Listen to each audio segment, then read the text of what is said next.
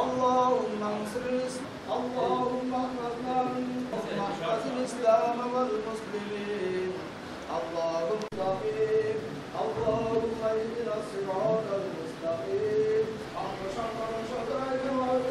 أنت يا أرحم الراحمين। দেশনেত্রী বেগম খালেদা জিয়ার ৭৯তম জন্মদিনে গোপালগঞ্জ জেলা বিএনপির পক্ষ থেকে এবং সকল অঙ্গ সংগঠনের পক্ষ থেকে আমরা জানাচ্ছি রক্তিম শুভেচ্ছা। আজ আমাদের নেত্রী মুক্ত, বাংলাদেশ মুক্ত, গণতন্ত্র মুক্ত।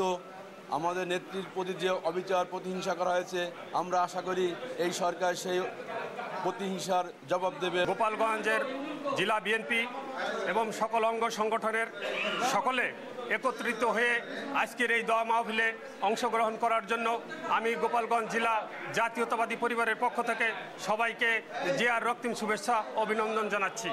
দেশবাসীর কাছে দোয়া চাই, আমাদের নেত্রীর জন্য সকলে দোয়া করবেন, তিনি যেন সম্পূর্ণ সুস্থ হয়ে আগামীতে গণতান্ত্রিক সরকার আসলে এই দেশের পুনরায় আবার নেতৃত্ব দিতে পারে এবং আমাদের প্রিয় নেতা তারেক রহমান দেশে ফিরে এসে এই সরকারের এই দেশ পুনর্গঠনের কাজে অংশগ্রহণ করতে পারে। গোপালগঞ্জ জেলা বিএনপি এবং সকল অঙ্গ সংগঠন আয়োজিত আজকের এই মিলাদ মাহফিলে আমাদের প্রত্যাশা ছিল যে দেশনেত্রী বেগম খালেদা জিয়া সুস্থ হয়ে আমাদের মাঝে আবারও রাজনীতিতে ফিরে আসবেন।